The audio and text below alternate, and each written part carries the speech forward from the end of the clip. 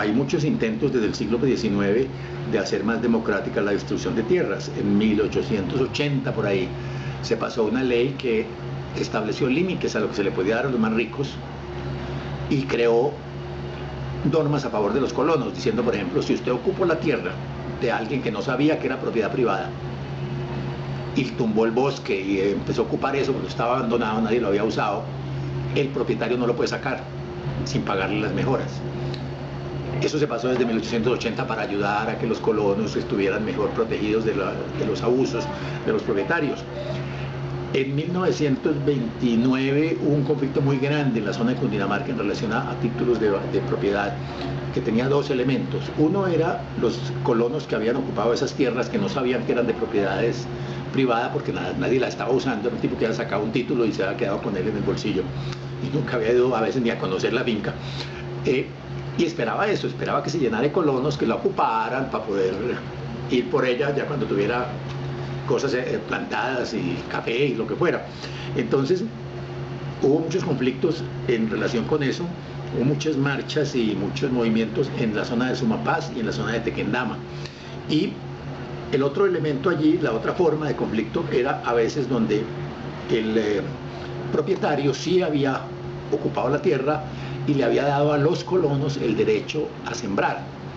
Entonces, muchas veces el arreglo que había era, yo soy dueño de un territorio, pero eso no me sirve para nada si no tengo con quién trabajarlo. Entonces, lo que hacía era decir, yo le doy a usted, por ejemplo, 2 hectáreas para usted, para que usted las utilice, van a coger.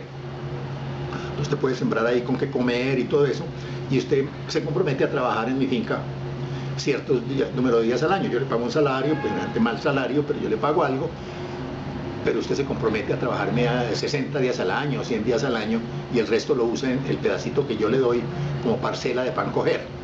Lo que pasó es que mucho colono, cuando surgió el café, en vez de sembrar maíz y papa, que era lo que el propietario pensaba que iba a sembrar, empezaron a sembrar café y a vender el café. Y resulta que los propietarios también sembraban café para venderlo. Entonces se creó una confusión terrible, muchas acusaciones. Por ejemplo, los propietarios decían, no, es que el señor tiene 5 palos de café y saca más café que yo. Lo que quería decir era que lo estaban acusando de que el tipo de noche iba y cogía de los palos del propietario para sumarlos a los que él tenía de su propio cultivo. Podía pasar, de ciertos casos, pero probablemente no era lo de siempre. Y entonces los propietarios trataron de prohibirle a los colonos que sembraran cultivos permanentes, café, cosas de ese estilo, café, cacao, y los colonos se rancharon. Entonces hubo también un conflicto muy grande en la zona de Tequendama, sobre todo entre propietarios y colonos, llamados aparceros, los que tenían una parte de la tierra. Y ese conflicto terminó en ese momento, con la actitud del gobierno, terminó porque el gobierno compró las fincas y las repartió entre los colonos. Repartió por ejemplo la finca llamada El Chocho, la finca muy grande que había cafetera, la finca más grande de café del país, se expropió en el año 32 para repartirla entre los colonos, y esto se hizo en varias ocasiones en esta zona, tanto que hace por ahí unos 20 años salió un libro de un historiador norteamericano, Charles Berquist, que decía que en Colombia no había un movimiento campesino de lucha por la tierra, porque aquí los campesinos habían ganado la batalla por la propiedad de la tierra en 1932. Entonces, realmente la habían ganado en unos pedacitos chiquiticos, en el resto del país no había habido mucho cambio.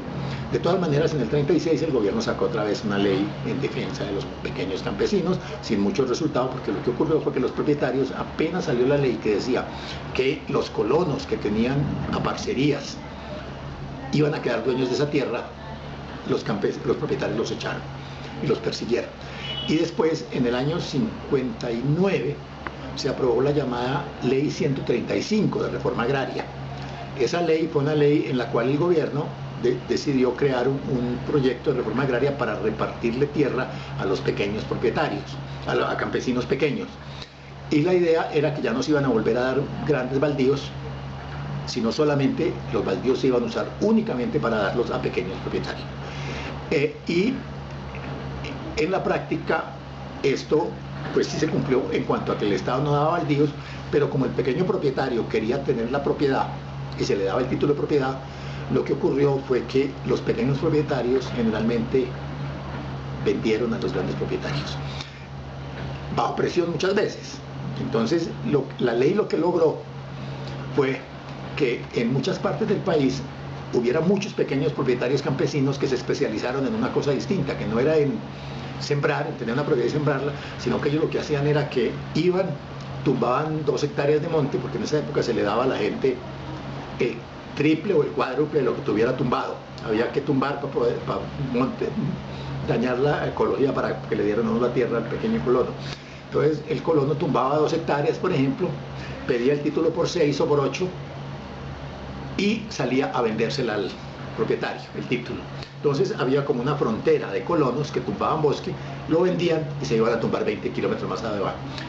El Caquetá, buena parte del Meta, de Arauca, fue deforestado por cuenta de este sistema por el cual el gobierno, por darle tierra a los pequeños propietarios, acababa entregándosela a los grandes propietarios, porque nadie hizo una ley complementaria que dijera nadie podrá acumular más de cierta cantidad de tierra. Con la ley de reforma agraria del año 59, lo que ocurrió fue que en los años siguientes se ocuparon muchas zonas que antes no se habían ocupado, porque los colonos las pidieron como asignaciones de tierra pequeña y después se las vendieron a los grandes propietarios. También hubo otro proceso ligado a esto, y era que se decía que las tierras grandes que no estuvieran ocupadas, que no se hubieran explotado, revertirían al Estado. Y eso sí ocurrió. Muchas tierras que tenían títulos viejos, pero que el propietario no había ido nunca. Muchas veces a veces ni sabía que la tenían, porque la había recibido el abuelo o cualquier persona y no sabían. Estaba la propiedad ahí.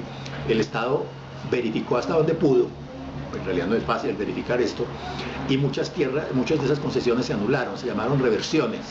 Se ordenó la reversión de muchas propiedades al Estado, que después se distribuían entre campesinos. Fuera de eso se crearon los llamados distritos de reforma agraria, que fueron unos 15 o 20 sitios del país donde hicieron zonas de colonización, donde se designó la tierra en pequeñas propiedades a los campesinos y se les dio todo el apoyo para que se volvieran campesinos muy prósperos, muy ricos, con mucho cultivo. Por ejemplo, le crearon cooperativas, les dieron apoyo técnico, semillas, mercadeo, sistemas de compra del Estado. Y eso ocurrió en muchas zonas del país, por ejemplo, en el sur del Atlántico, casi todo el sur, los municipios de Santa Cruz, Guaro, etcétera, eran zonas de reforma agraria. Los campesinos recibían esta tierra, durante 4 o 5 años estaban ahí, y después llegaron los propietarios y compraron casi todo eso. Casi todas las zonas que fueron de reforma agraria en los años 60 son zonas hoy en las que hay grandes propietarios que ya no tienen una tierra mala, difícil de explotar, sino que esa tierra tiene riego, porque la reforma agraria le puso riego para ayudarle a los campesinos, y todo eso se hizo en los años 60.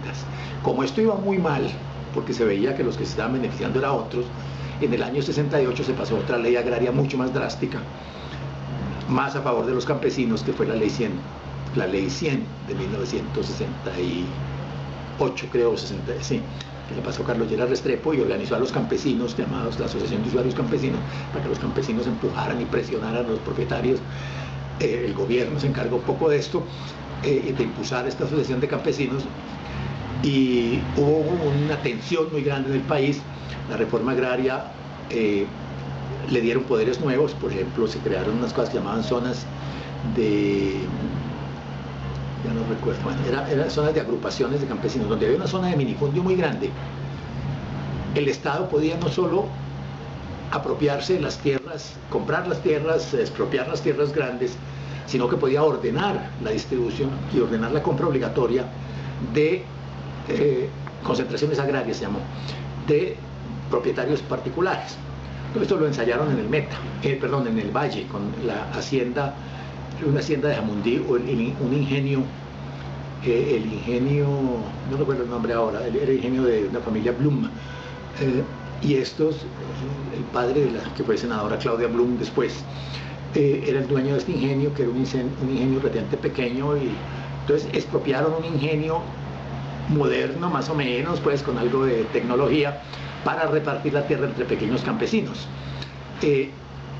Lo que el gobierno estaba tratando era demostrarle a los propietarios rurales que estaba dispuesto a quitarle la tierra para darle a los campesinos, aun cuando estuviera explotada, bien explotada, más o menos bien explotada, porque la ley anterior, la ley de 1959, autorizaba al gobierno a obligar a los propietarios a vender su tierra y a repartirla cuando estuviera mal explotada.